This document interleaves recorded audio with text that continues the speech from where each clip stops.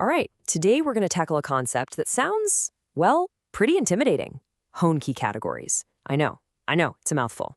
But stick with me because this is actually a really cool story about how a brilliant idea can clean up a huge mess in the world of computation. Let's jump in. So here's how we're going to break it down. We'll start with a problem you've definitely run into, when things just don't compute. Then we'll look at the old, clunky way of dealing with this idea of partial stuff. After that, we'll follow the search for a better way, which will lead us to a whole new mathematical language. And, you guessed it, the elegant solution. And finally, we'll bring it all home and see why any of this matters. So let's start with something super familiar. You know that feeling, right? You tell a computer to do something, and you just get an error. It fails. The operation just can't be completed. But what's really happening under the hood? Is that just a simple bug, or is there something deeper going on? Well, that question leads us right into our first big idea. What happens when things don't compute? Because that error message you're picturing isn't just a random glitch. Turns out, math has a very specific, a very formal way of thinking about these kinds of incomplete operations. See, it's not always about a mistake in the code.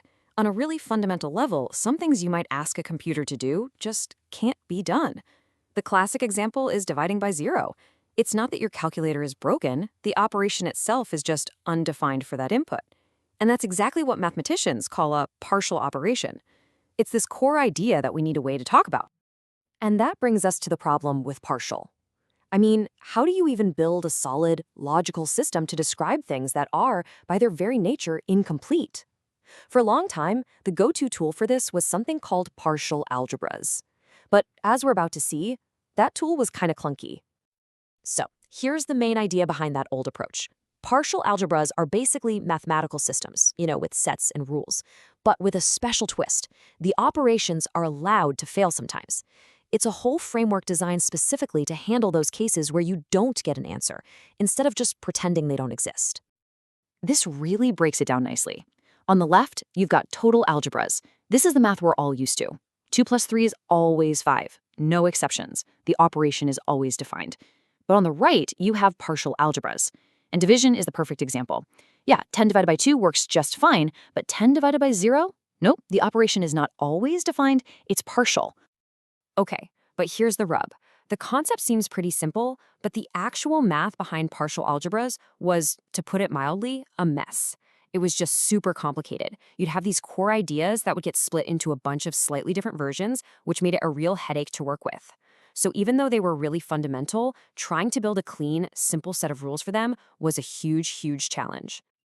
So, with all this complexity hanging in the air, the stage was set for someone to find a simpler way. And that brings us to the hero of our story, a mathematician named Hans Jürgen Hoehnke. Hoehnke looked at this tangled web of partial algebras and just thought, there has to be a better way. He wasn't interested in just patching up the old system. No, he wanted to find a totally new, more fundamental, and way more elegant language to describe the whole thing from scratch. And this quote pretty much sums up his entire mission.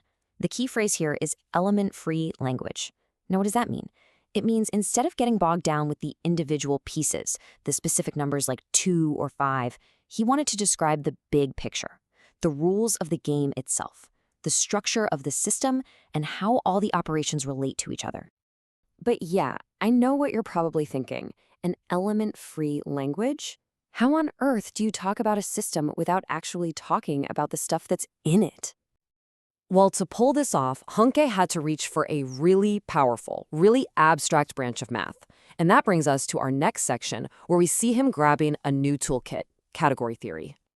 Now, don't worry, we're not about to take a course in category theory. The only thing you need to know is this. Think of it as looking at math from 30,000 feet. Instead of focusing on individual houses and streets, the elements, you're looking at the whole map of cities and the highways connecting them. You see the structures, the relationships. And that was the perfect bird's eye view, the perfect element-free language that Hoehnke was looking for. So, with this new high-level language, he put together his toolkit. And yeah, the names on this slide are a lot. Symmetric monoidal categories, DH categories. You can forget those names immediately. What's actually important is the process. He took an existing structure, then he built a new set of rules just for partial functions, and then he invented his own special structures to make it all work together. These were the building blocks for his big idea. And all that deep foundational work was leading to this moment, to the elegant solution. After putting all those building blocks in place, Hoehnke finally found the answer he'd been searching for. And here it is, the big reveal. Hoehnke categories. This is it. This is the culmination of his whole quest.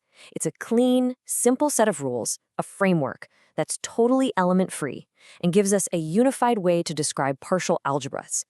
He did it. He managed to describe the whole messy system using the elegant language of category theory. And you really can't overstate how big a deal this was. It's just a perfect example of taking super abstract, high-level math and using it to tame a really messy, really complicated, but really important problem. He literally replaced all that complexity with pure elegance. Okay, so this is a really cool story for mathematicians. But what about the rest of us? Why should we care? Well, that brings us to our last and maybe most important section, why this foundation actually matters. Here's the real payoff. Hoehnke's work gives us a much better way to think about something called many-sorted algebras. And that's just a fancy way of saying systems that have to deal with lots of different types of data at the same time. You know, like numbers and text and images all in one operation. And guess what? Those are the exact kinds of systems that are used everywhere in computer science today. So while this whole journey started way up in the clouds of abstract theory, it has a direct impact on the ground. This work provides a rock-solid theoretical foundation for the software and systems we use every single day. And just like with a building, when you have a better foundation, you can build stronger, more reliable, and more powerful things on top of it. So let's just quickly boil this whole thing down. We started with the idea that some operations are partial. They just don't always work. The old way of describing them, partial algebras, was powerful, but it was a tangled mess. Then Hans Jürgen Hoehnke came along and used the high-level language of category theory to create a beautiful, elegant, element-free solution. And that new, solid foundation is absolutely crucial for the theory behind modern computing. And that leaves me with one final question for you to think about. Hoehnke solved a really complex problem by taking a step back, by moving up to a higher level of abstraction. So it makes you wonder, what are the huge, messy, complicated problems we're facing in technology right now, in AI, quantum computing, you name it, that are just waiting for someone to come along and find a new, more powerful, and maybe even more abstract language to describe them?